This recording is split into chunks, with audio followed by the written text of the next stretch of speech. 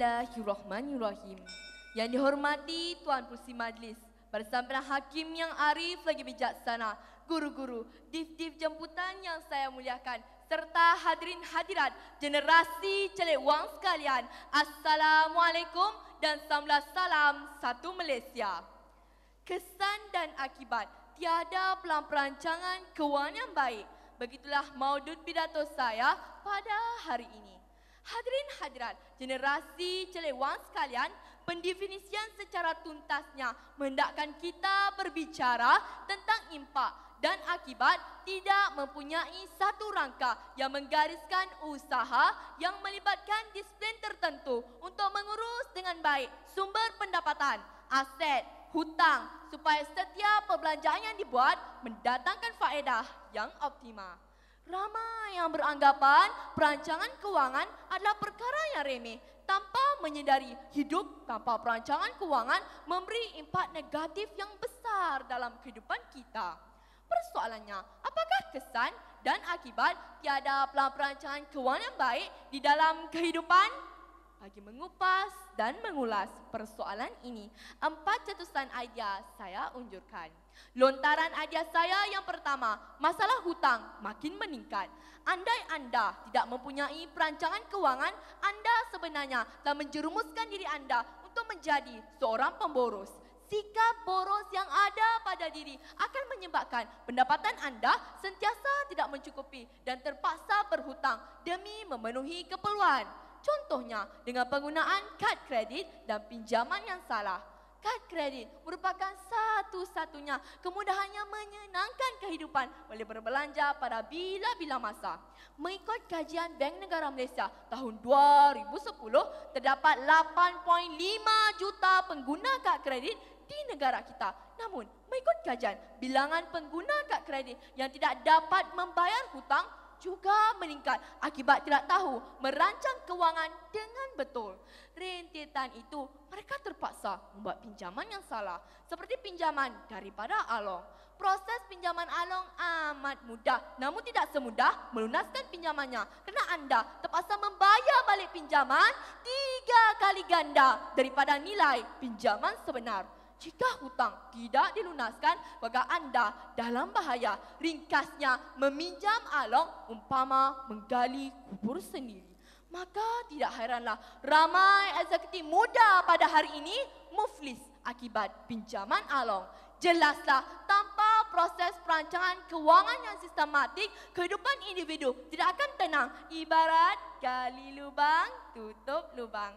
Sidang hadirin yang saya kasihi, beralih kepada lontaran idea saya yang kedua, ketidaktentraman institusi keluarga. Bak kata pepatah, sediakan payung sebelum hujan. Begitu pentingnya peranan ibu bapa di dalam merancang kewangan keluarga, terutama bagi menghadapi waktu-waktu kecemasan demi masa depan yang lebih terjamin. Contohnya, tiba-tiba berlaku kemalangan, anak-anak jatuh sakit dan sebagainya. Situasi ini memerlukan kos perubatan yang tinggi. Sekiranya ibu bapa tidak mempunyai sebarang simpanan, kemungkinan kita akan kehilangan insan yang tersayang. Hanya kerana kita tidak mempunyai perancangan kewangan sejak awal lagi. Bahkan ibu bapa yang tidak mempunyai perancangan kewangan dari awal akan menghadapi kesukaran bagi memenuhi impian dan cita-cita anak ke Menara Gading. Mengikut kajian yang dibuat oleh Jabatan Agama Islam di negara kita, 70% punca pergaduhan dan perceraian antara suami isteri disebabkan oleh krisis kewangan. Sudah terang lagi bersuluh, tanpa proses perancangan kewangan yang bijak akan menyumbang kepada keruntuhan institusi sesebuah keluarga. Sidang Dewan penuh santun. Beralih kepada lontaran idea saya yang ketiga, terjerat dengan pelaburan yang salah. Bagi individu yang mudah dikaburi dengan kekayaan dan kemewahan, pastinya akan terjerat dengan penipuan pelaburan yang salah. Seperti skim cepat kaya, skim yang menjanjikan kekayaan dalam sekelip mata. Pelabur sanggup menggadai emas, rumah, kereta dan harta benda demi mendapat keuntungan dengan segera tanpa memikirkan cara yang lebih bijak dan selamat bagi memaksimumkan wang mereka. Pelabur tentunya mengharapkan keuntungan yang berlipat ganda dari sehari ke hari. Tetapi sayang, penantian bagai mengharap bulan jatuh ke riba. Akhirnya mereka sedar mereka telah ditipu.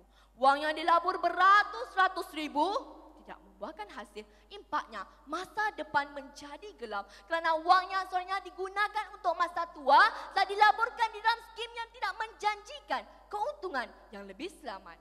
Sebaliknya, jika pelabur menguasai ilmu perancangan kewangan, pastinya akan lebih memilih unit trust yang dijamin selamat, risiko yang rendah dan keuntungan kompetitif.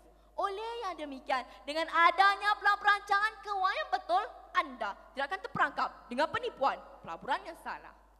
Sidang hadirin satu Malaysia beralih kepada lontaran ajar saya yang terakhir.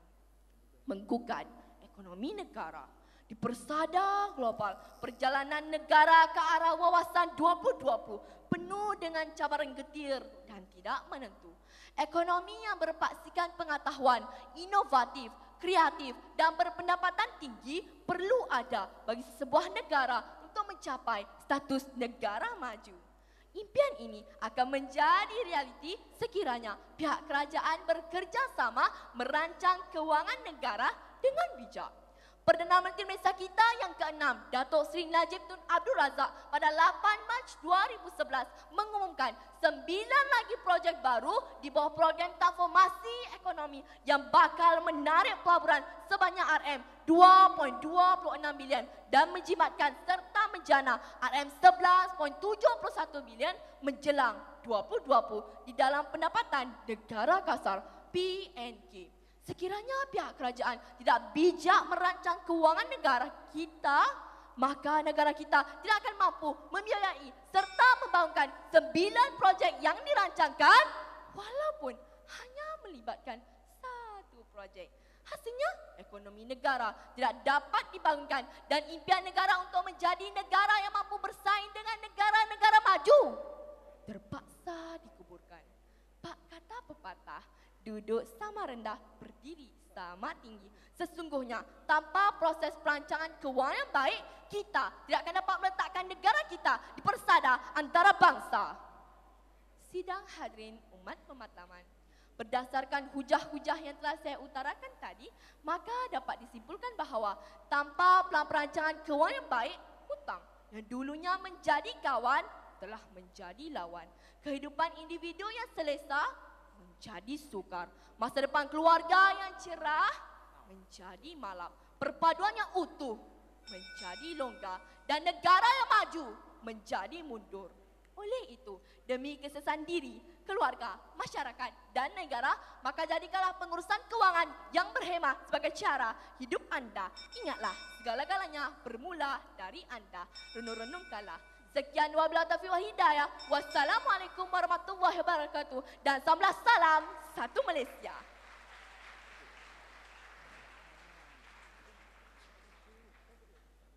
Assalamualaikum warahmatullahi wabarakatuh. Saudari Nurul Nadia binti Rohani. Ya, saya. Kita telah faham dan apakah kesan dan akibat tiada perancangan kewangan. Dan kita biasa mendengar, sebelum kita nak memulakan sesuatu, langkah awal adalah langkah yang paling sukar. Soalan saya, sekiranya seseorang belum mula memikirkan tentang perancangan kewangan, apakah langkah awal yang boleh dilakukan untuk mula merancang kewangan?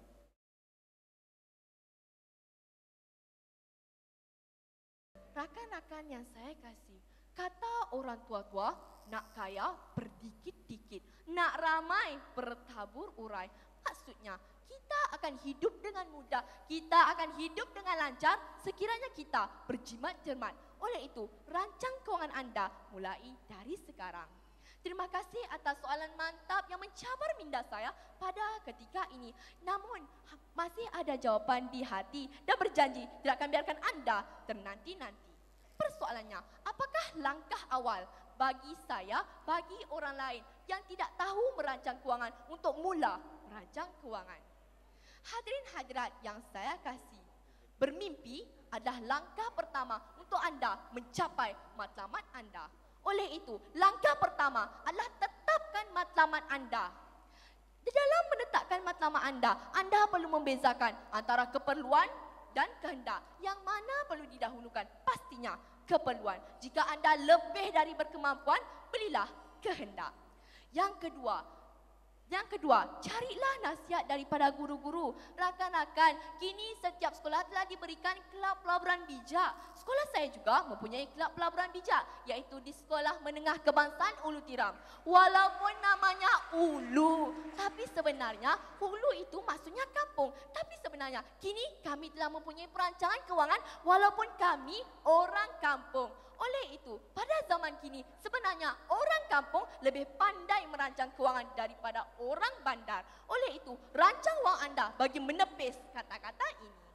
Hadirin hadirat yang saya kasih, itulah langkah pertama yang perlu kita lakukan. Pertama, tetapkan matlamat anda. Dan kedua, carilah nasihat daripada orang yang pakar tentang perancangan kewangan. Contohnya, guru pengerusi kelab pelaburan bijak. Pastinya dia tahu cara yang betul bagi merancang kewangan anda. Ingat, jika anda menanam benih-benih kegagalan di dalam minda, maka anda akan menemui jalan kegagalan di dalam merancang kewangan anda. Namun, jika anda menanam benih-benih kejayaan di dalam minda, maka akhirnya anda menemui kejayaan di dalam merancang kewangan anda. Oleh itu, rancanglah mulai daripada sekarang. Jika anda tidak tahu, jumpalah guru anda. Tetapkan matlamat anda dulu. Tentukan keperluan anda. Sekian wabillahi taufiq wal hidayah. Wassalamualaikum warahmatullahi wabarakatuh. Dan salam satu Malaysia.